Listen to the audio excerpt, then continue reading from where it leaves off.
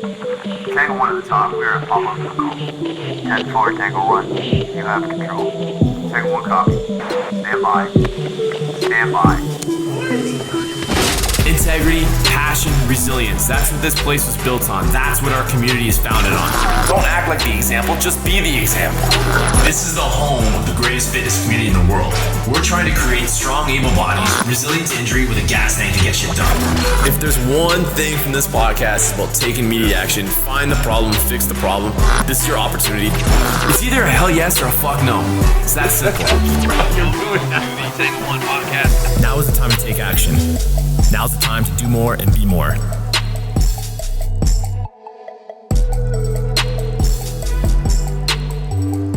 Jimmy Mack is the one. When we get Jimmy Mack on here, he's the one he drops like controversial things. Of all people. The whole Jimmy Mack one. Of all people. Yeah, names, phone numbers, doesn't matter. No, it ain't so. No. He's so fun, and we have him on he's the guy you gotta have, like you gotta be live with him in person with him. Having the drinks was like the best part. Then stays for like 2 hours after. Love that. All right, let's kick it off. So welcome to Tango 1 podcast. I'm Tony Smith, your host, a retired SWAT cop and TAC team leader, owner of the Garage Gym, joined by my co-host, who is now coming to us live from Richmond Hill, Fireman Casey Wright. And our mission every week is to challenge you and guide you to create an immediate action plan against your problems, your weaknesses. We want you to do more and be more. Joining us today, we're pumped to have this guy. He's become a pretty good friend over the last couple of years. It's Luke Willson. Luke went to the same high school as me, where he became a stud football player and a multi-sport athlete at Villanova. Went to college at Rice, and then ended up in the NFL, where he's still moving around. He's been there, 10 years now, Luke? Going into 9. Wow, that's a long time, man. That's good for you, and we're just pumped to have you, and we're going to get into all this stuff. He also owns ETS in Windsor. You guys know that place. We were talking about Jimmy Mack in the intro, and we've become just real close with them from a business standpoint too. So it's awesome to have you on here today, man. Appreciate you guys having me. So we're in Seattle, talking to me from Seattle. It's like middle of the afternoon. It's Super Bowl weekend. So I thought that would be kind of a cool place for us to start. This is a guy that has lived the dream, man. Like for like me and Casey, ex-football players, like you have played in the Super Bowl. Like just like give us just a feel of what that vibe must be like. As far as the playing part of it, I guess one of the coolest things for me, the two that I played in, obviously second one we didn't win, but going into it thinking like, these are the two best teams in the entire world. It's like, that's kind of it's almost like a surreal vibe in the sense of the year we won, we legitimately were like, and I mean, I'm a little biased, but we're the best football team on the planet Earth, and that group of guys, that locker room, I'm a pretty big believer in, a lot of, every team is very talented. There's obviously teams that are more talented, but the teams that manage to, just go that final, extra distance usually have the best camaraderie and kind of the most selflessness.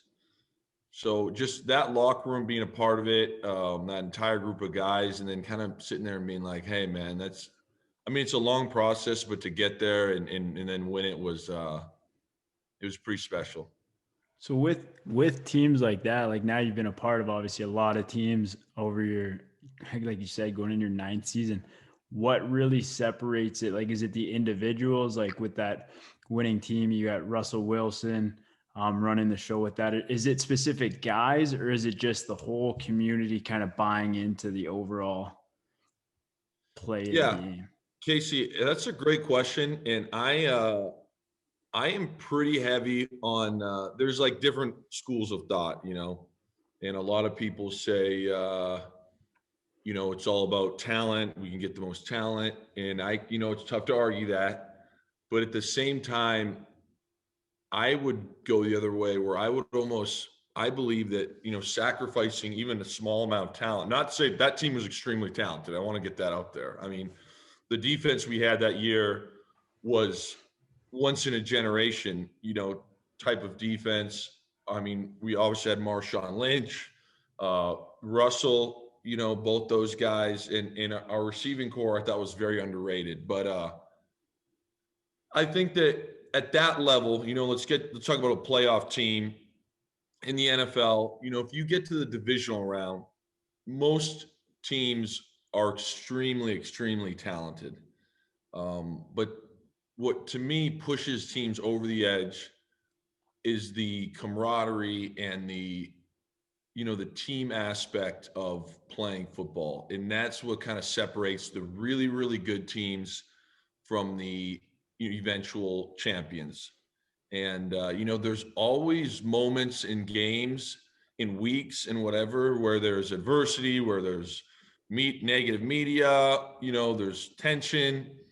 And, some of the teams that I've been on, and that was one of them where it was just like, we just plowed right through all of those. It was like kind of a fly on the wall. We didn't even care. And, people talk about policing locker rooms, and it wasn't really police verbally.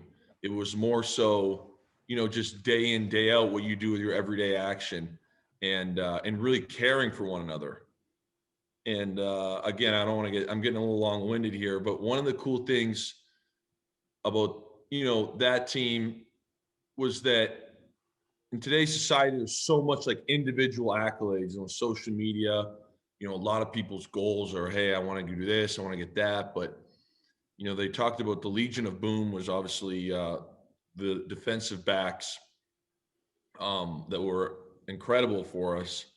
But they kind of changed that themselves. So they called LOB Love Our Brothers. And it was just like a very tight-knit group of men. And I really felt like that kind of energy was what separated us from being hey, we went to the divisional round, or hey, we went to the NFC Championship, to, hey, we won 48-3 in the Super Bowl, if that makes sense. Yeah, for sure. When you talk about this too, and I'm curious, because I know being with the police service, and I know your brother's a cop too, and there's a lot of like animosity between management and the guys who are on the ground doing the job. And I'm curious if that's, you might not be at will to say, but on a winning team, is there the same kind of split, or does it like there is like that cohesiveness and like mutual respect? And when you get up there, I know you guys are getting paid, and it's like way more probably professional than a lot of like other, my softball team, for example. But like, what's the difference between, management and the players and the captains, even maybe? Yeah, so it does get at times in my career, it does get a little heated. But I think one of the from the different places I've been with Pete Carroll kind of running, as far as management goes, there's not a ton of communication with scouts, with GMs to players, if that makes sense. I mean, Right. If I see our GM, John Snyder, it's always, hey, John, how's it going? And me and him are close, but on a day-to-day basis, it's not like we interact with them. So for us, it's more so the, interactions are kind of coaches, that sort of thing. I think that's very situational. Based on who the head coach is. So with Pete Carroll, there's not hardly any, butting heads. Of course, there's disagreements. Guys, think one thing, think the other. But Pete is one of the most motivational human beings. And, as a youngster and even going into year 9, his Saturday night speeches will make everybody come together and like just want to run through a wall. So to answer that question on the teams that have won in Seattle, we've won a lot of games in my years that are here. I do think that's a big part of it, that there's not any, very, very little, if any, resentment towards, our coaches or coaching staff. Yeah, I think that's like so important, right? Like, why would, I don't know. I feel like is it the approach that Pete takes with you guys and this coaching staff? Is it just a lot of like just communication, clear mission, or is it the professionalism of the players, or is it everybody coming together? It's really cool to watch on that sideline. And I saw you were on the sideline just the other day too. Like you're back. Like it seems like a family, especially from probably that Super Bowl team. You kind of stick together. No, we definitely, and Pete preaches that all the time, try and create a family atmosphere, which is very challenging in that environment where guys are getting paid, guys are getting cut, released. but he does a tremendous job. And, you know, I said this, I'll kind of go to a personal thing. My tight end coach in Seattle, you know, you spend so much time with him. And I know that the other guys in the group, you know, in the past have felt very similar. But, you know, you almost feel like when I was younger, I would feel like if I didn't play well, like I let him down, almost like you're letting your dad down or something, you know? And that was kind of the environment where you see the hours that everybody puts in, how much they care about it. This is Seattle I'm talking about. And I don't know if it's like this everywhere, but it's just everybody kind of working towards a common goal. And yeah, there's different ways to skin a cat, but you don't maybe always agree, but, you know, come Sunday, you put all that nonsense aside and everybody's, you know, really bought into the overall big picture. So I think that has really helped. And I think that, you know, in my time in Seattle, we've won a lot of crazy games and we've won a lot of close games. And I think that, you know, you can, it's not a statistic that you can, what is the word I'm looking for? Track, I guess, but, you know, it's not a data point, but it's like, how do we year in and year out consistently seem to win 4-point games instead of being on the other end of them? I think that a lot of it comes to just, you know, the intangibles like that. Yeah, definitely. It's like something you can't really measure, but it makes such a huge impact on any team. And it's good that you say that, like that whole like disappointment thing with like a coach. I think when I look back to any like even like minor league team or things like that, is like the best coaches I find are the people that somehow get a hold of you in the way of like, they take you under their wing. You want to play your ass off for them. And it's not like you're playing because you have to, because the coach is yelling at you. You're playing because they've put a lot of work and invest a lot of time in you. And now you want to show them that you can produce and you can play well for them. And like, again, when you don't reach that, it's that like, disappointed dad a little bit there. That's when you get, I think, from your players, you get the most out of them, because it's guys like busting their ass for you, for the team, instead of just, this is my job, I'm getting screamed at, let me go do it. So I think that's a huge part. And a lot of successful teams I've been a part of, and I'm sure Tony the same, that's the whole team basically, is everybody's playing for each other, for the coaches, and that's where you're going to get the most product out of it. Yeah. And just kind of add to that, Casey, I think one of the things that's cool about team sports, and I'm sure it's the same in business, it's whatever, but I find that when it comes to working as a group, things can snowball, or they do snowball extremely fast in either direction, you know, good or bad. And it's like, you get a situation where, you know, you have some issues and you don't handle them or you ignore them, and then guys get disgruntled. And the next thing you know, it's awful to be in the locker room. It's awful to be around everyone. You don't even want to, you come home from work, or for me playing, and it's like, you don't even want to think about it. Hey, what can I do to distract myself? I got to get away.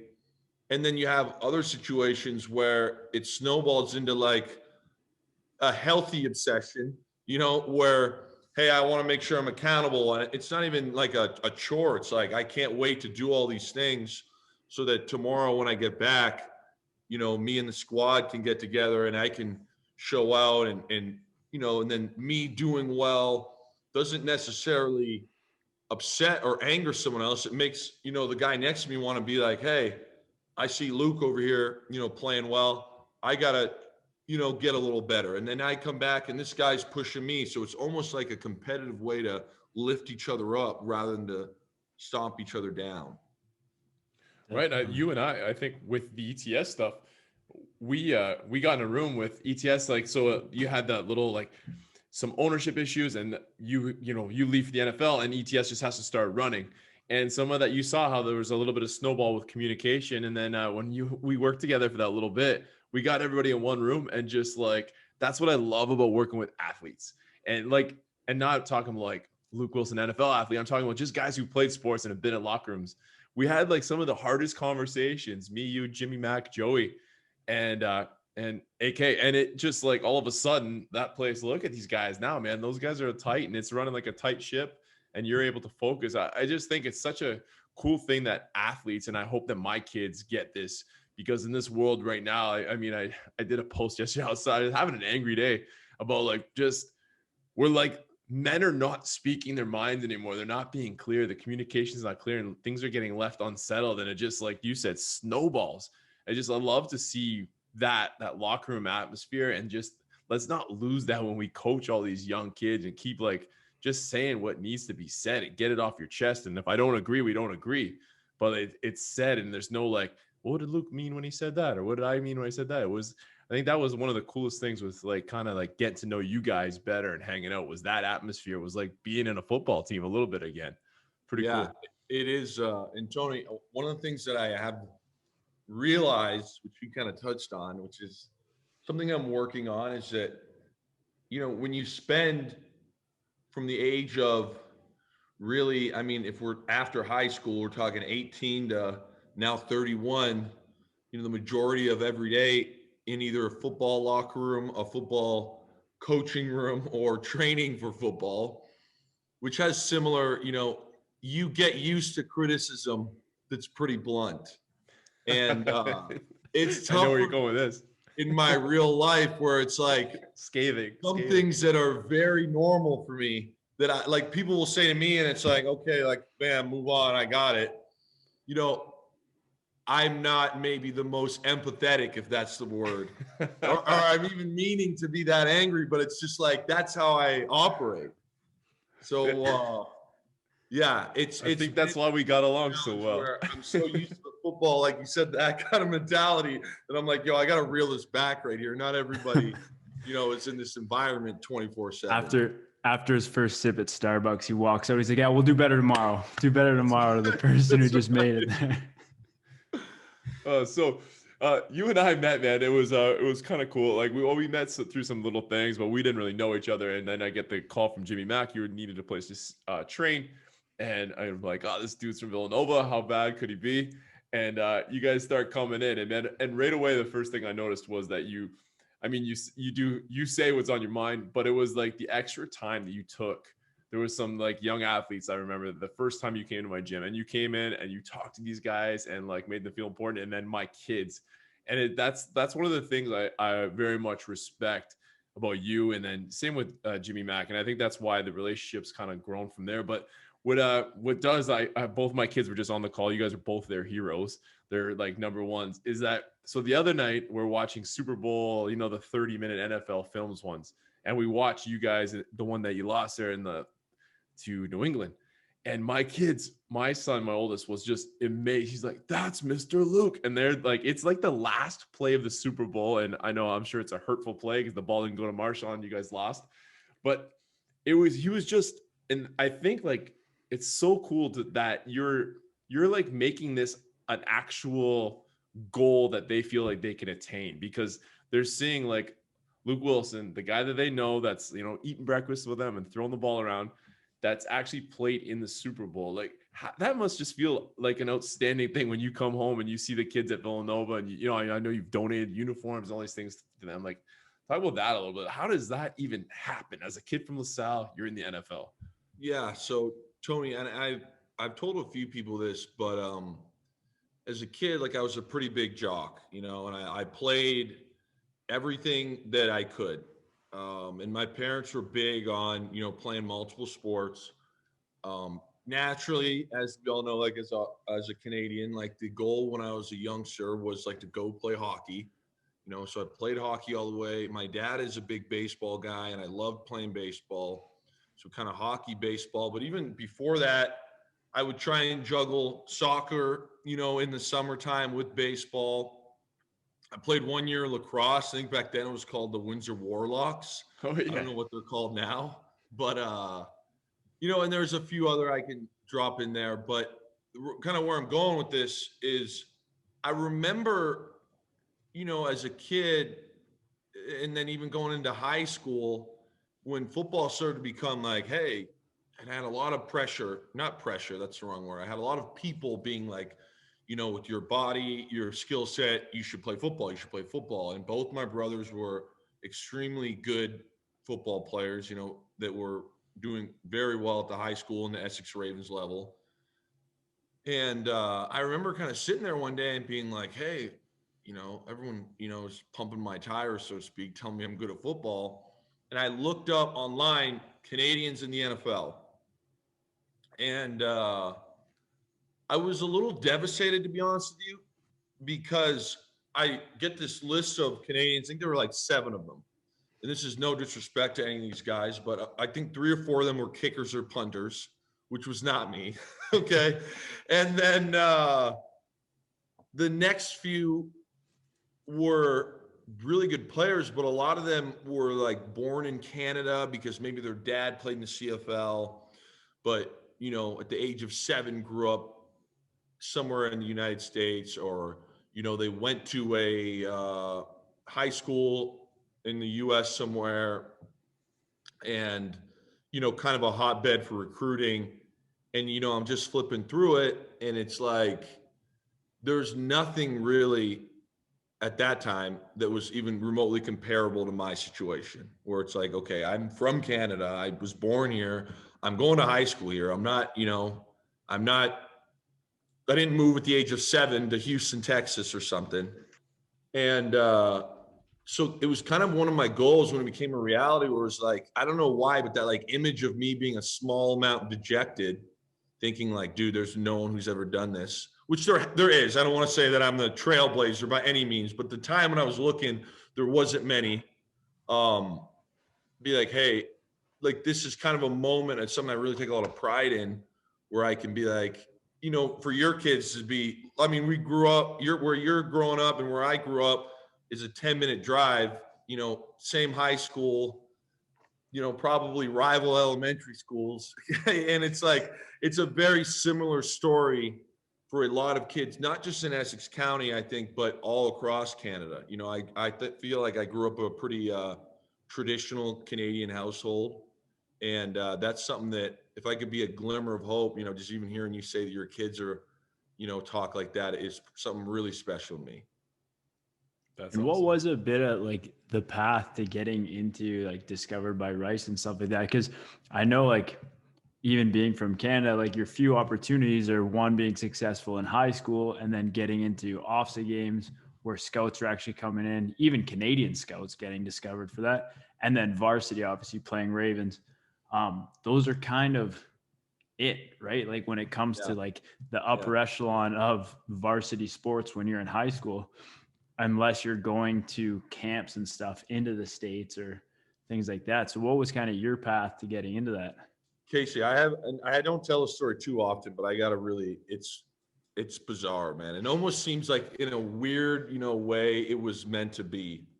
It always is. Yeah. And the person that I have to thank the most is my mother, and you guys will understand that in a sec. But, so in high school, not a lot of people know this, but I was more of a defensive end, and I always thought like defensive end was my position.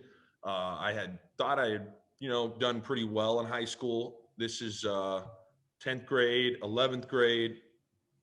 And I was still in my head thinking, hey, I'm going to try the hockey route. And the hockey route wasn't working. And again, I had a lot of guys kind of banging on my door, be like, take baseball more serious. Like, forget about hockey. And then finally, Coach Mills, who I also a great thanks to, and my brothers had played many years of Ravens. We're like, hey, you got to get Luke out to play Ravens football. So I go out there, and on the Ravens team, I was more of a slot receiver. But in my head, I was still kind of a defensive end. And we go out there. We had a very successful year. And kind of looking back on it, Casey, that team was a lot of fun. And it's, pretty cool to sit there and think.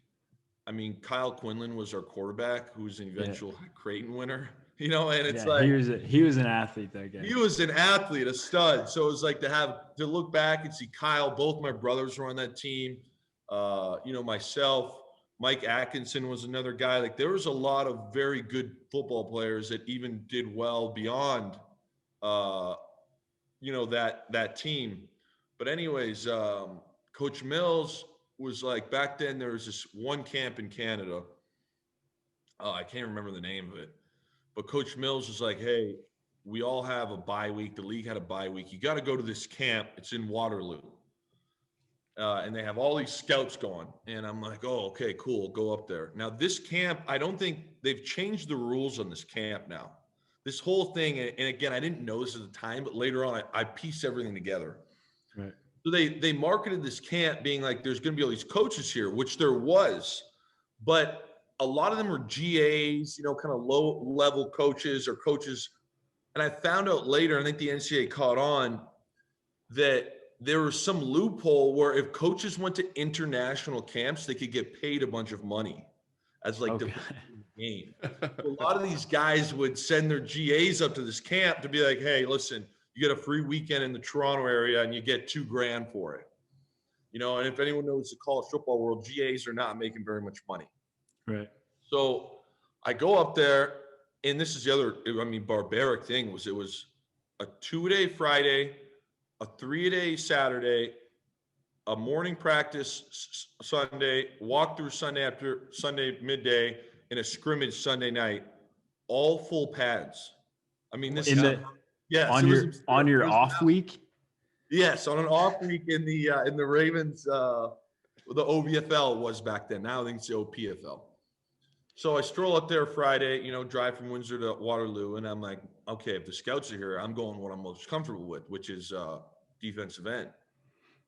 So I go the first Friday practice, and the defensive end coach was from Louisville, or the defensive line coach, and they had some big stud. I was kind of unknown, hadn't played a ton of football, and they had some big stud from one of the Quebec prep schools. I think it's called Vanier. So a little older, you know, kind of the after high school, whatever they do up there. And this Louisville coach is all over this dude.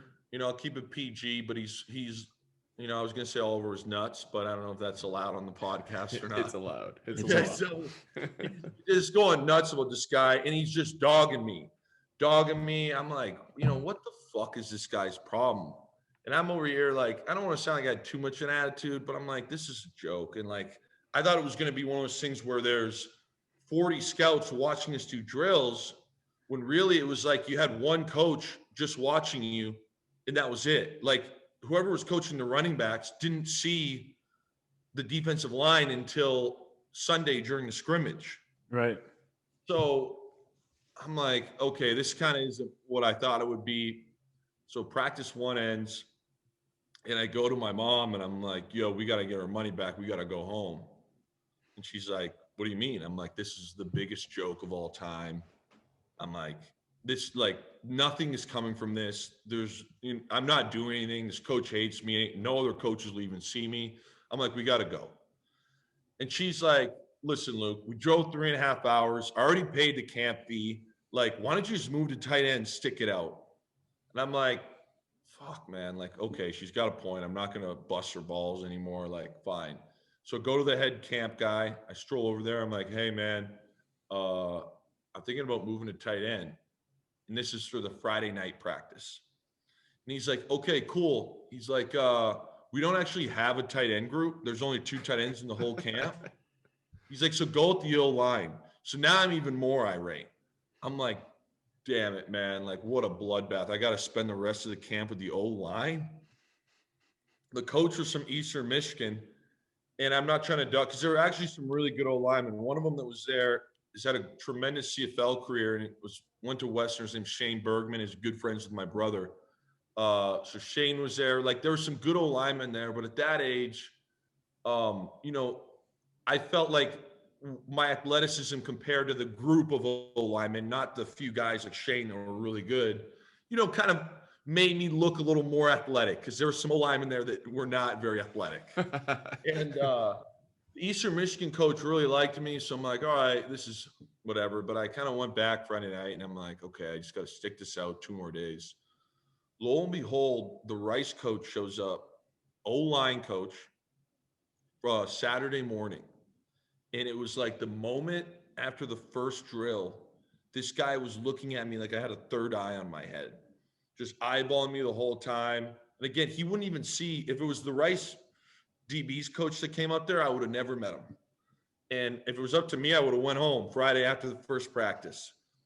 But then it was like, we started doing drills where it'd be like, okay, let's get the D-line over here. And we do this competition stuff and be like, okay, O-line coach, pick your best guy. And we're going to do, and it ended up being the guy from Vanier, because we're playing the D-line that I used to be in that group. I'd be like, let's go do a one-on-one. And like, whoever wins is done. Next guy's got to do whatever. That whole group does suicides. And it was like, I was going up there, not knowing much, taking a little bit, but like winning all these things. And then all of a sudden the Rice coach is getting more and more excited. And, and there was some good D linemen. The next day, this guy's had a great NFL career, but Brent Urban showed up. He's been in the NFL for a while, Mississauga guy. Kind of a similar story to me. So me and Brent had a couple battles. But again, I don't even know what I'm thinking. And then the last day, this might sound a little strange. The Rice coach goes, hey, come see me in my hotel room. I'm like, all right, like, like, what does that mean? He's got a camera out and he's taking photos of me. And it's not like a cell phone selfie thing. And he's like getting in the photo. He's like, put your arms out, like reach up. And he's trying to get beside because he didn't think anyone would believe him. So he's trying to take selfies from an actual camera of like me standing beside him so he could like show everyone how much taller I was, like my wingspan. But anyways, the weird thing was I was trying so hard about hockey, and about 2.5 weeks later, I sent in some film and they called me back and they said, this is a big shout out to the Ravens. They said, hey, we were really nervous about your high school film, but whatever the black and teal team is, we can tell that that's good football players. And they're like, that's more comparable to film that we will see. Obviously, it's not 5A Texas schools, but like they saw that film and they're like, yeah, man, we're going to offer you a full ride. And I remember being on the phone, like looking at my mom and dad, and I'm like, these guys are fucking nuts. Like, I don't even know, I don't even consider myself a football player. And, some other stuff happened along the way, but I ended up committing. And I always think back, like, what if my mom would have been like, yeah, sure, let's just go home. Right. My life would be pretty different right now, I think. That's wild, man. All this time, this is the most I've ever heard you talk about football, which is crazy too. I'm like, yeah. I'm digging this. I don't talk too much about it, Tony, but I figured when in Rome, we're on the Tango One podcast. Does your financial advisor take the time to really listen to you? Is your financial strategy personalized for you and your family? Will your financial advisor be there as your life and financial situation change? When you work with Stephen Kidd, your local Edward Jones financial advisor, he focuses on what's important to you. You work together and use an established process to create a personalized financial strategy backed by the advice, tools, and resources to help you reach your goals. And you'll partner to help your strategy stay on track. Contact Stephen Kidd today at 519-734-8599. That's 519-734-8599. Edward Jones, member, Canadian Investor Protection Fund. This episode of Tango One Podcast is sponsored by Ian and Kara Murray of Murray Insurance and Financial Services in Kingsville, Ontario. They are Southwestern Ontario's #1 ranked Desjardins insurance agency by their clients, and they're owned by our very own Kingsville OGs, Ian and Kara. They pride themselves in maintaining the high standards that the Garage Gym members have come to expect. They are experts in their industry with a combined over 100 years of experience.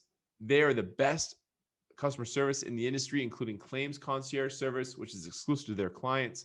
And they focus on community, something that's very important to us, employing local team members and investing back in the Essex County community on a continual basis. They are a one-stop shop for everything to protect you, your family, and your assets with the best policies in the industry.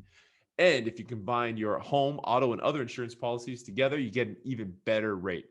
Give their team a call today or send them a text at 519-733-2331 or check them out online at murrayinsurance.ca or on Instagram at Team Murray Insurance.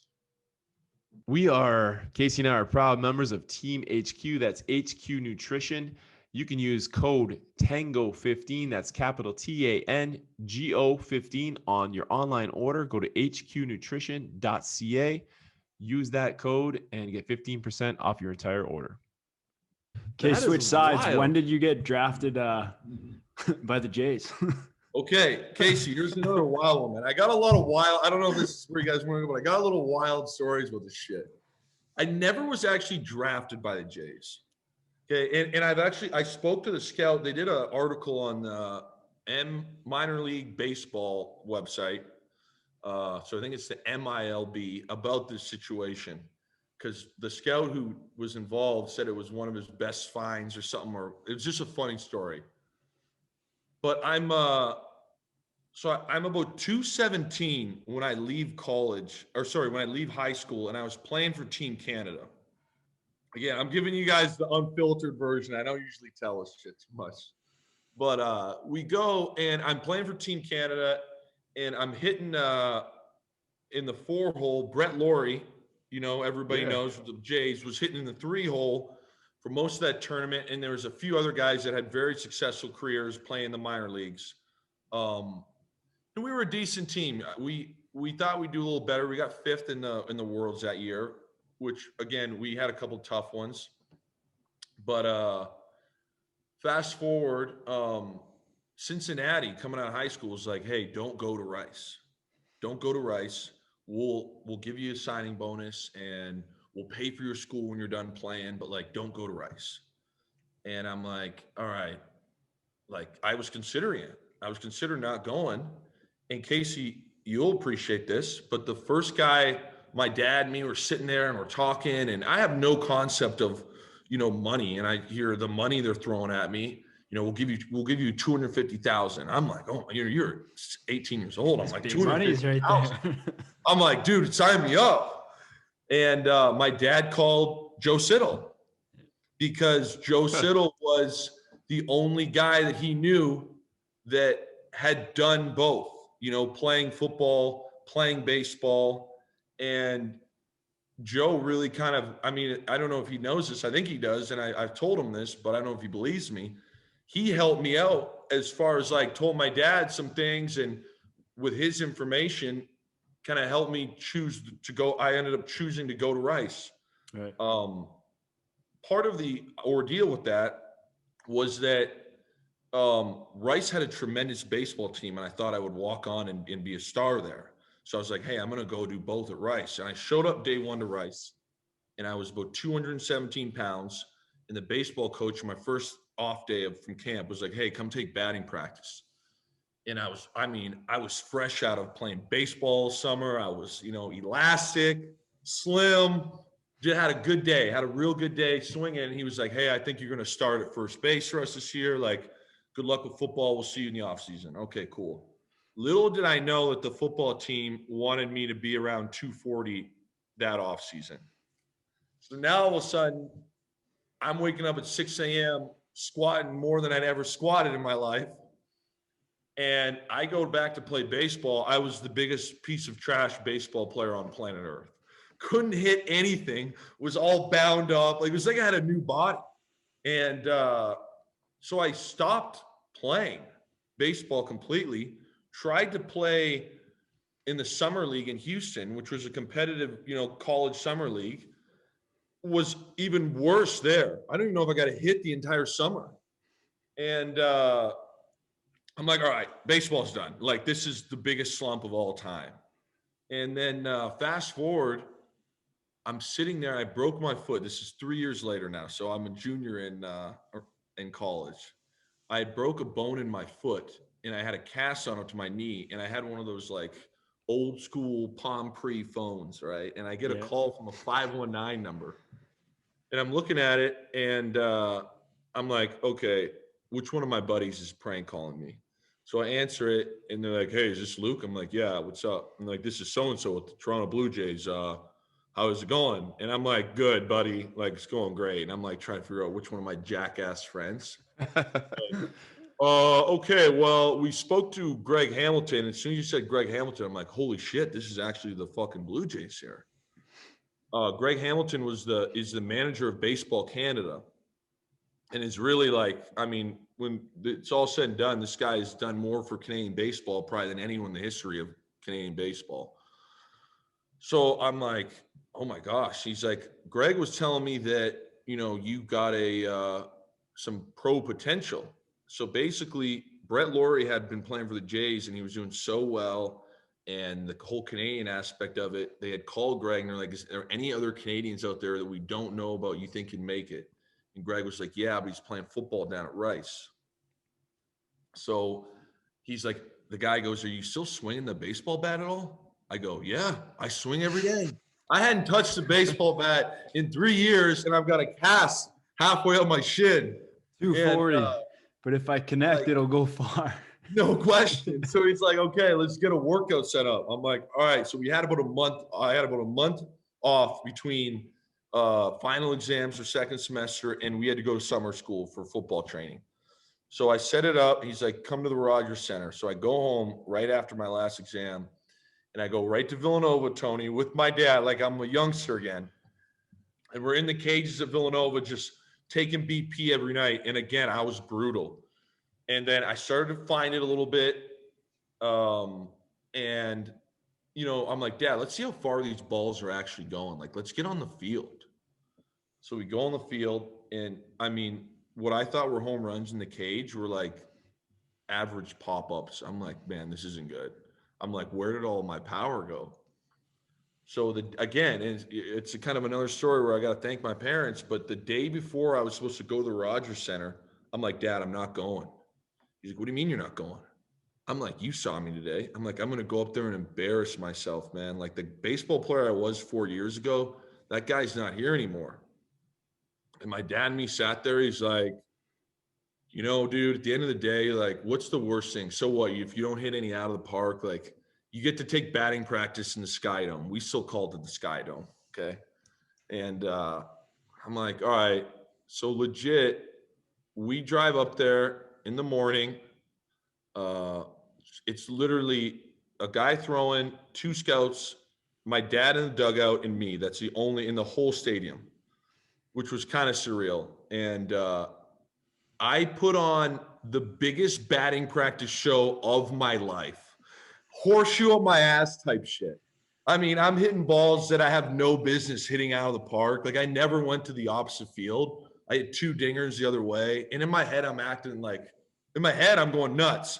But like physically, I'm pretending like I do it all the time. You know, I'm like, so then to answer your question, they're like, yo, we're going to draft you. We're going to draft you.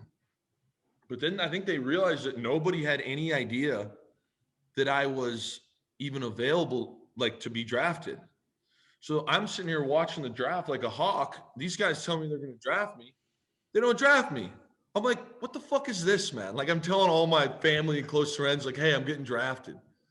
And lo and behold, they, of course, which I get it from a business standpoint, as soon as the draft's over, they can sign people for whatever. So then they sign and they're like, hey, how much money is it going to take for you to quit football right now? And I'm like, I mean, why didn't you draft me, guys? Like, what the fuck? And me and my dad we always joke about this, but we were sitting there and I'm expecting like some sort of wildly cool offer that's going to like force me into like taking this baseball route. And then they come back and they were like, yeah, I'll give you a couple $100,000. I'm like, fuck you, a couple $100,000. Not to sound ignorant, but I'm like, dude, I'm going to sacrifice. I'm 6 months away from potentially going to the NFL, and a couple $100,000. Like, I was hoping for $1 million, which again, even back then, like looking at it now, $1 million would probably not have been worth getting an education and such, but that was that. And so I ended up signing. We worked out some strange deal where I got a couple $100,000 contingent if I went back after I was done playing football, which I never did, obviously. Right. But I spent the time down there. So again, it's kind of a misconception. People are like, yeah, you were drafted by the Jays. I'm like, no, the Jays kind of pulled a little fast one, told me I was getting picked, and then signed me afterwards. So funny story. My first job ever in my life was groundskeeper at the Villanova Baseball Diamonds. Love Okay? that, Love that. That was my first job. And that's how old I am. And they just opened, Luke. Like, that was like great. Like, my first year at that school that you went to was the first year it was ever open. So the first time your brother hops in a cruiser with me, we're shooting the shit. I'm like, oh, you played football, Villanova? You know, I'm like, I played football, give him the whole Al Bundy. You know, I was, you know, you were all city, I was all city. So for some reason, I had to go back to Villanova to do a little presentation for like, you know, professions, like things people might want to do. And I walk in and I see your brother, I see you, the pictures, you know, they got the wall of fame down there. Well, that gym hallway it's gotta be like, 500 yards long. You guys are at like one end because you're so young. And I got to work with your brother this very same night. And I am like 500 yards down because I'm like so much older. He's like, what year did you play? Hilarious. So it was just such a funny thing. I'm like, you always feel so young at heart. You're probably the same way now, like going into your 9th year in the NFL, where you're like, you feel so young, but then this guy's like 20 coming out of the school, right? Yes. And the one that trips me out, Tony, is when people are like, yeah, I was born in, 2000. And I'm like, you were born in what? Yes. Because like so much of my life, it's been like everyone that I knew or spoke to was always born in either the 80s or the 90s.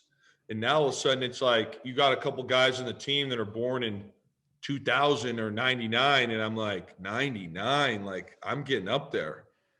99, I was a cop already. Man. So at what point when you're at Rice does the NFL become a legit, like where you think, or was it a surprise, or did you just know, like when did it become that you're like, man, I might be playing in the NFL? Yeah. So it was definitely, so I redshirted my first year, which was mentally tough, but I think it was great for me as a player. And then my second year, we were really bad. And, me and actually he just retired from the NFL, but he was a Steelers tight end, Niners earlier in his career, but Vance McDonald and me were roommates at Rice. And so me and Vance kind of split time. It was both of our second years. There was a senior tight end that would kind of play the majority of the time, and then we'd be losing by 50, and they'd be like, all right, Luke and Vance, like take every other drive. And so we'd go in the fourth quarter and like mop up time. And my second year, it was probably at the end of that year where, Rice is not a football powerhouse school by any means, but I had a decent year and I had made like a mid-season John Mackey watch list, which basically was like the award for the best tight end at the end of the year is John Mackey. So there were like 14 guys on there, maybe mid-season, and I was one of them. And at that point, I was like, okay, I'm a redshirt sophomore, so I still have this season and 2 more. Like, if I really commit to this, I think that I'll have a shot. I didn't know for sure, but I always wanted to know. And one of the things that my dad told me when I was a kid, and he, you kind of cling to, with mine and my dad's relationship, we're very close, but there's always a few things that you pick out from your childhood. I don't know why, they just resonate you forever. And we were talking one time, I might have been in high school, and he was like, I was kind of making fun of a guy that was a little older than me, that was a hockey guy, because he was leaving town and I didn't think he was that good. And I'm like, why is this guy leaving town? Like, he's not that good. He's, going to try and get a better look somewhere else in the Toronto area. And he was like, what's so funny about that? I'm like, I don't know. Like, I don't think the kid has a shot. Like, why waste your time? And he's like, even if he doesn't have a shot, what's so funny? And I'm like, I didn't really get what he was saying. He was like, well, the way I see it, Luke, he goes, I think the worst thing would be at the end of your career to have any sort of wonder if something you would have done differently, if you could have made it. Even if you don't make it, at least be like, hey, I gave it everything I could. I moved to Toronto, or I did this, or I did that, and I didn't make it, but at least now I'm okay with like pushing that envelope as far as it'll go. There's no what if after that. Yeah. And that was like something where I'm like, that kind of just like, again, I was a teenager. That kind of like hit me like, dude, you got a pretty good point there. And it was kind of that year after my sophomore year where I'm like, I'm not 100% sure that I can make the NFL, but I'm going to do everything that I can so that when that moment comes, it's not like I'm sitting here thinking, if I would have trained harder or like taken it more serious, maybe I could have been in, and had to live with that for the rest of my life. So I don't know. That's, again, I feel like I'm chatting a bunch, guys. I'm sorry, but that's the answer to that question. That's what you're supposed to do when you come as the guest on the Okay, podcast. You're supposed to chat lots. So it's great, man. And you've talked to me about this. I know I feel like there's probably not going to be a lot of kids listening to this, but there's going to be definitely a lot of parents, people my age and older, who are going to greatly influence their kids, and help their kids to either achieve or not achieve their goals. And I know you've spoke about this before, but I think you told me, and I think it was me and my wife, that don't pigeonhole my kid in as one sport. And you said the variety of sports was a great reason why you were able to find football, correct? Like, what would you give as advice to a guy like me who's like, hey man, what should I do to make my kid the best athlete possible? I mean, this whole specialization. I'm about to go on a rant, Tony. I'm not going to lie to you, man. This whole specialization in sport thing is the most insane ordeal that literally has zero science behind it. It's the polar opposite. Like, if you look at any sort of performance scientist, whatever, doctor, exercise physiologist, every single person, it's 100%er, will be, when you're a young kid or even a young teenager, the more sports you play, the better it is, and the better your chances will be to eventually, if your goal is to go pro, which not everyone's goal is, but if your goal is to go pro, you need to be, play multiple sports. And it's unfortunate because, and I don't know how bad it is in Canada, but I will run into parents all the time here that are like, am I cheating my son because I didn't send him to the 7-on-7 camp? And I'll be like, how old is your son? Oh, he's 8 years old. I'll be like, what the fuck? Dude, no. Like, that's not, there's no correlation between playing a sport at 8 years old all year round and eventually becoming pro. And what I mean by that, and there's two sides of this that I'm going to kind of go into. The first side is just sheer athleticism. You look at, the NFL, and you look at a lot of pro sports, they look for athletes. And it's unfortunate because it's almost to a fault, but good football players are oftentimes overlooked or not drafted. And yeah, they still make their own team because they're a good football player, but everybody wants the freak show because that's the guy who it's like, hey, for me, my whole thing was, this kid's from Canada, he's got all the measurables. We need him we can mold him. Like, they have the coaches, we have the strength guys, we have the best in the world. Let's take this empty canvas and make him into what we want. And, that's where I'm just like, some people get lost in this idea that, being this incredible football player, baseball player, soccer player is exactly what the scouts are looking for. And unfortunately, that not always, sometimes it does, but it doesn't necessarily translate.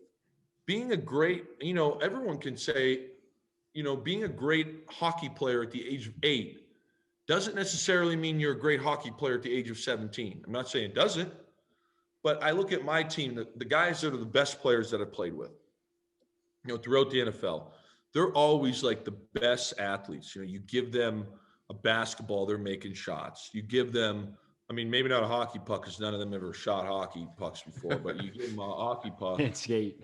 Yeah. But it's like you do, and you hear like, oh, this guy ran track in high school. This guy ran this, this ran that. And yeah, there's cross training for a lot of these things. But it's really a sad ordeal, in my opinion, that, and I think there's a lot of sharks out there that are just trying to get money. Like, oh yeah, I'll get your kid better. And it's like, the journey of youth sports is not a sprint. It's a marathon, and you look at guys all the time where, guys fizzle out early. Some people have late growth spurts, but even now, in Tony and Casey, you guys can say this, like, when you train in the off season, like for this block that I'm in now, I'm not training right now football skills. Football skills get better by doing football skills. My training right now is, it's very locked in, but it's on athletic performance. Like, how do I become a better athlete?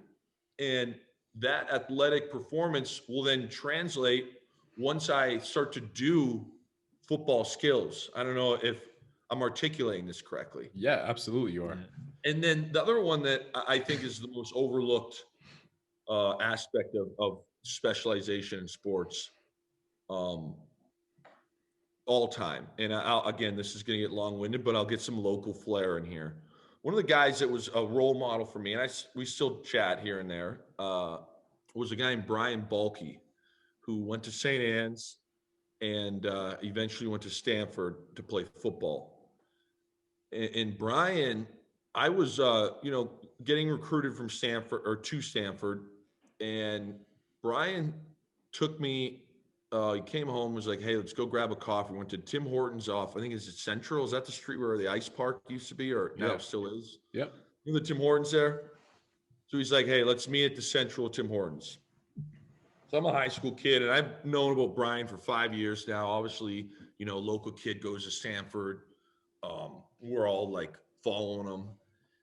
And he said something to me, and he said, "Whether you go to Rice or Stanford, Luke, you're going to find out in your first year whether or not you love football." And I remember sitting there thinking to myself, like, what the hell does that guy mean? I love football. Football's great, man. Like, I love playing football. And it was like midway through my first year when I was a redshirt, I had no chance of playing. I'm on the scout team, just getting, beat up every day, that I was like, I get what Brian was talking about, because I had guys on this team that were red shirts with me that hated it. And they're like, in high school, I played football because all the girls liked me, or I liked the crowd. Now, we didn't have crowds in Villanova, but these guys are going to Texas high schools. And he's like, I think I was playing ball for the wrong reason. And I'm like, it was like almost like a lightning bolt went off. And I'm like, this is what Brian was talking about. Like being able to sit there and wake up at 6 a.m., hit your workout, get yelled at by a strength coach because you're a stupid freshman, go to class with your eyes half open, somehow manage to get all the information you need to get good grades, go back, watch football, have no chance of playing, and then go to study hall because you're a freshman and they're worried you're going to fail out every day. And it's like some guys that hated it. But then there's the few people that walk into study hall and are still jacked up with the whole day. And this is to go to your specialization point now. I'm going to loop this around. Is my first day at Rice, I got in the back of a pickup truck, and I didn't even know anybody other than my roommate. And it was all the freshmen. This is how we drive to the stadium. Like, you can't make this stuff up. We're literally in the bed of a pickup truck. And one of the guys that I had read about online, that was a freshman, is sitting there, and he had the worst look on his face of all time. Like he was about to enter hell. And I'm over here like nervous as shit. Like, how am I going to measure up, but also excited. And I was like, hey man, like, nice to meet you. Like, you okay? Like, I'm shocked about how negative this guy is. He's like, yeah. I'm like, you look like you're like upset or something, dude. You all right? He's like, what the fuck are you so excited for, man? I go, I don't know, man. I'm a little nervous, like first day. He goes, shit, man. I've been doing this since I was 7 years old. He's like, I cannot wait to be done. He's like, I'm here for one reason, get this free education and I'm out of here. And if I can graduate early, I'm done. I'm leaving. And it was like, it never dawned on me, but he was talented. He started for us and he did. He left as soon as his junior season. He was a starter and didn't come back for his senior year as one of our best players. But he had went to a high school that had won a bunch of state championships. And I mean, he used to tell me shit like, and we became actually very close friends throughout my time there. But he used to tell me things like, yeah, the only sport we were allowed to play in high school was track and field because they thought that throwing really helped with our lower body explosion. So we would like throw the shot put and then I'd hide behind the hill and just take a nap. Well, no one was looking. And it was like, you hear these kids and it's like, you're whatever, 13, you go to high school, 14, even before this, but I'll say in the football world, they literally would go, they'd have their off season and it'd be like no basketball, no anything, no fun, basically like, hey, after school's done, you're going to watch 2 hours of film and then we're going to do a 2-hour lift. every day. So you're getting home at 7 p.m. and it's like, you don't want to do it. Like what happens, there's some balance of, being a kid and enjoying your life, Yeah. then there is just like going nuts and you get to college and you're like, dude, I'm done with this shit, man. I don't want to do this. Like I want to enjoy myself. You see it a lot with people, especially like growing up, and you do see it early on with kids who are like, it's almost to a fault where it's like, oh, they're 9 years old and they're an all-star hockey player. Cause then there's that shift. It's like, all right, you're going to be the next great hockey player. And I hear, like, I had a lot of friends growing up, the same thing. And then they go through, every rep team, they're playing summer leagues, they're doing this. And then they get to, the point where they're working on their OHL draft. They don't make it that year, or, they move on to AHL or something. And they're just like gassed out. They're like their whole life, they've just been like hockey, hockey, hockey. They didn't get to go skiing in the winter. They didn't go with the class on these trips because they couldn't get hurt. And then by the end of the day, they're just like, they're done. They're gassed out. And same thing with like, yeah, all multi-sport is, yeah, you're still going this season after this season after this season, but it's different. You almost get that break without physically getting that break. Like you get, say you're playing football throughout the fall, right? Now you can maybe play hockey in the spring and kind of, you're tired of football, but now you're excited for the hockey season. You're still working, you're still staying in shape. You're working on new kind of coordination and balance skills, but then you're playing hockey. Then whatever you're doing, if you're playing soccer in the summer, still staying in shape, and then you're back into the football season. So you never fully burn out with this one sport. Yeah. And you just built these other skills. But a lot of people, like you made a huge point there, by the time it gets to the big leagues, you're just gassed out. And especially when you get to university, it goes from practice in the afternoon, go home, to the second you wake up to the second you go to bed, you are managing workouts, practice, film, school. And as a young person, you're just like overwhelmed to begin with. It's a lot. It's a lot. And Casey, you said two things that, one, I think that and especially even younger than high school, like you learn your body by playing these different sports. If you're just drilling, O-line steps at the age of 8, sure. But there was a time where, not everything is a drill in these sports. Like these are fluid things. And now all of a sudden you go from, hey, I'm learning, O-line stuff to I'm learning how to skate, or I'm learning how to play basketball, or I'm learning how to swing a bat. And it's like you gain greater control of your body and your functions, movements, I should say, for later in life. But then two, and this is another thing that, and just to add to what you said, Casey, and I know you know this from university ball, but it really starts for me in university. At the end of the day, you could have the greatest support team on planet Earth. You can have the greatest coaches around you on planet Earth, but you have to do the work. And it's never enough to just show up to the workout. It's never enough to just go to practice. If you're playing team sport, that's not, once you hit university, showing up, if the day goes from, 4 to 6, that's not enough. And it's like, at the end of the day, if you want to be great, you are the one individually who has to put in the work. And I don't like the term extra work, because to me, it's just all like part of the fun. But it's like, okay, I'm the one who has to wake up and do the stuff that is on the schedule, but also be like, hey, I'm weak in this regards, or I'm here and I want to be better at that. And it's like, when you're gassed out, even if you're good at something, you're never going to want to, do the stuff. You're going to do the stuff that's managed for you. You're never going to want to be like, hey, you know what? Today I'm playing this, or this week we're playing this team and they've got a great secondary, or they've got a great this. So I'm going to get some, spend a little more time watching this film by myself, or, I watch myself run and I've got some asymmetries in the body.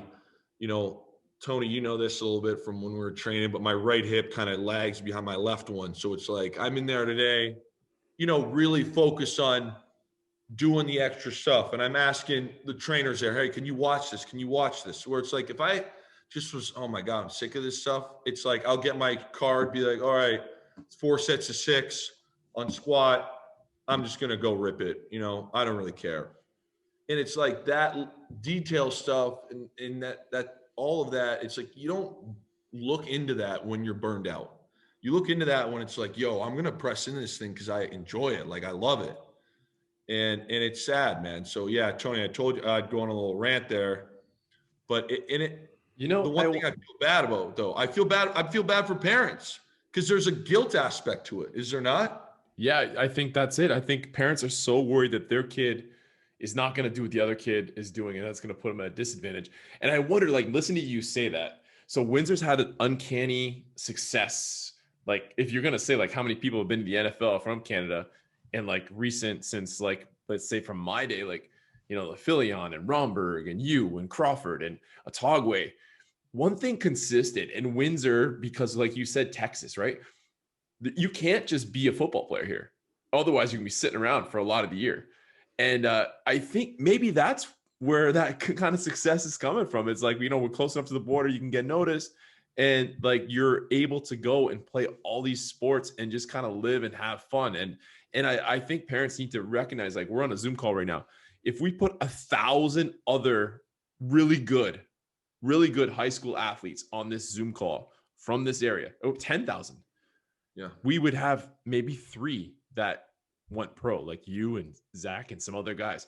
Like, that's pretty crazy. So like, you have to like remember that you're trying to develop the next fireman, the next SWAT guy, the next canine handler, the next, you know, supervisor at Chrysler. That's like that's what like going around and getting outside of that same circle of people is also going to do for you, as like just the ability to communicate, which is pretty wild.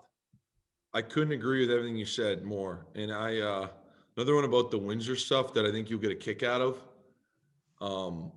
You know, in Casey, I know, Tony, it was similar for you because we went to the same high school, but Casey, I'm sure it was similar for you in the Sioux, where when we were in high school, and again, Tony, correct me if I'm wrong here, because I know we're a different age group, but like we would stroll out to practice on the Villanova field, you know, so just a patch of grass. The practice field was barely ever lined, you know, and we'd all have different colored jersey on. Like there was no whatever. It's like, oh, we're going to go on the game field today. And we get on the game field, you know, and it was like, we're still like, this guy's wearing a jersey from 20 years ago. I've got my Pee Wee jersey on as my practice jersey. Okay. I went down to Rice. In day one, I was literally like, in awe and complete shock about this weight room. I was like, this is the coolest place I've ever seen. Okay. I had never seen like it. Day one, all I heard from the Texas guys were how shit the weight room was and how it's an embarrassment. Okay. And I'm like, dude, compared to their high school, I'm like, this is the coolest place I've ever been. Like, it's literally a huge facility, which at the time for me was the most modern thing I'd ever seen. We're like, I can just get better at sports. Yeah. But it's like, for these guys, and I don't want to say everybody, but some of them they're pampered. You know, and I think there's a thing about like being from Windsor where it's like, dude, we were strolling out on a patch of grass at Villanova with nobody even had on the same pants, jersey, you know, helmets. Dude, I had my dad. I remember my dad, because I'm so old, okay, so we'll get that out of the way, that my pads were so big out of the receiver. Yes. My pads look like lineman pads now. But I had my dad's like hockey, pickup hockey jersey on. Yes. I was gonna say sleeves. I was gonna say, I think you get to university and you still have your 3-on-3 hockey jersey with the sleeves cut off for your football practice jersey. Yes. That was it. We're strolling to Rice, and I've got this nice made Nike practice jersey. Everyone's wearing blue on offense, white on defense. Like, I'm like, man, we get all this free Nike gear, and the weight room is a 12-step walk from our locker room, and it's got 16 racks with weights and everything and a huge set of dumbbells. I'm like, dude, this is, you know, bands hanging from every corner. I'm like, this is the coolest place I've ever seen. And that's another thing that I thought really helped me in my time there, was that to me, this was like the coolest environment. And to a lot of people there, it was like this cheap, poor, broken situation. So I guess perspective. Which is a cool, and I think it's cool to admit that. Like, I think a lot of people almost try to play the too cool for whatever stuff, but it's like you're going through these processes, and for you to go from Canadian high school to Division I university, it's just like, this is fucking cool. There's a lot of like nice stuff here. Like, it's that excitement and being able to admit that helps you to be like, this is a big opportunity for me. Like, stick through it because this is pretty cool. Yeah, big time, Casey. And that was literally I think I showed up at 18. I did because I came home for my 19th birthday to have a beer. But at 18 years old. First one. Yeah, first one, of course. But at 18 years old, that place was legitimately heaven on earth. And everybody there, I might have been the only guy to ever say that. And everybody there was like, this place sucks.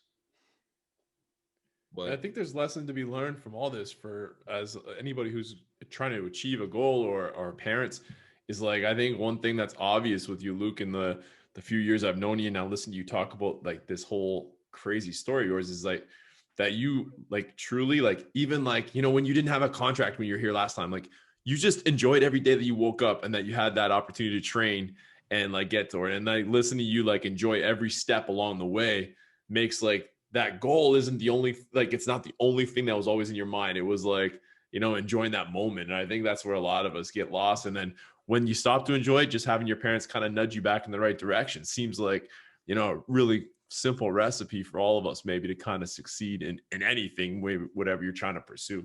That's awesome to hear you say that, man. Tony, to be honest, I told someone this the other day, and it's kind of unfair for me to say this, but I mean, I'll just say it anyways. I was telling someone the other day, I was like, you know, being 31 now and kind of looking back on the way things have went. It's like, you know, when you're a kid, when I was a kid, I was like, oh my God, like I want to go to the pros and make all this money and blah, blah, blah, blah. And then once you get here and this is for me, this has been my personal experience, not everybody. Once I got here and, you know, was able to do all of the things that you dream of as a kid, you kind of realize that the most enjoyable parts are not the big contracts. You know, it's not payday. The most enjoyable parts are the people you do it with and all of the things that you do, you know, and this is going to sound kind of sappy, but like on the journey to where you're trying to go. And I tell people this all the time is, you know, I do know from college and guys that, you know, they're a little bitter that they didn't make it, or, you know, sometimes there's luck involved. I mean, there's no doubt the stories I told you earlier, there's luck involved. Absolutely. And, but it's like, there's some people that, you know, didn't have that luck or they got injured at the wrong time and things just didn't work out. And it's hard for them to accept that what I'm telling them, but it's like the best parts of being an athlete are not the payday. It's not the, you know, and I mean, those things are nice. I'm not saying they're not, but it's like, it's the journey. It's the waking up and you know, driving to Amherstburg with Jimmy Mack and seeing you in there and like, hey, we're going to get after it. It's watching Casey the one day, this is probably 2 years ago, and he was squatting the house. And I'm like, I don't know how Casey's squatting the house this much. No offense, Casey, but I've got about 100 pounds on you. I'm like, this dude is, I mean, it's impressive. You know what I'm saying? It's the camaraderie. It's the, you know, I'm looking over there and I'm not saying it's competitive, but it's like, yo, Casey's over there squatting the house, man. I don't want to be the negative energy in here. I better up my game a little bit, you know? And it's like, it's that stuff that I think shapes me as a human being and really is the enjoyment for me. I don't know if that kind of makes sense. Again, I don't know if I articulated that well, but I think you did perfect. All the time. I think you did perfect, except for the Casey squatting the house. Come on, that's exaggerated. I was impressed that day, man. I actually remember you saying that. And believe it, like Casey, you put on like 10 pounds probably since then too, like with like in muscle. That was my thin phase. It was fun. I remember messaging you like I live in these weight rooms, so you kind of know, like, you know, there's genetically, if somebody weighs something, they usually, you know, you are in a certain box of what they usually lift. And I'm like, dude, this guy is over here just smashing this shit. I don't know what you were weighing at that time, but my God, dude, it was impressive. That's going in the highlights right there. Yeah, that's getting the highlights. You know, I remember like messaging you, Luke, to work out with us for the first time, and I'm like, I don't want to mess. I'm like, oh, the NFL training, I don't want to fuck with this. I know him and Jimmy Mack work hard. You guys are doing all this athletic stuff, and I'm like, hey, like, you want to join us for a workout? You're like, yeah, and then I'm like, well, we're just gonna do some bro shit, okay? And you're like, fucking right. Like, it was kind of funny to see like an athlete, but also like a meathead at the same time. Be like, yeah, I just want to like bench press and do some curls. That was pretty fun time. You've kept the meathead persona. I remember you came out. It might have been, I think, right after the Super Bowl. Actually, we were in spring camp at Windsor. Oh, and God, I remember this. You came out one day, and you're wearing your Seattle helmet. Okay, the helmet he wore in the Super Bowl.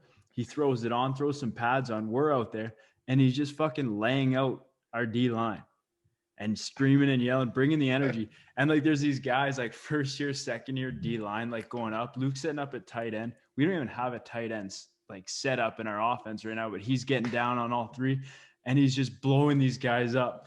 Seattle helmet on. Everyone's just like, what the fuck is going on right now? It's just like you bring in that, like, you always just like bring in that love and excitement of the game. So it's infectious. It's fun. It's fun to be around.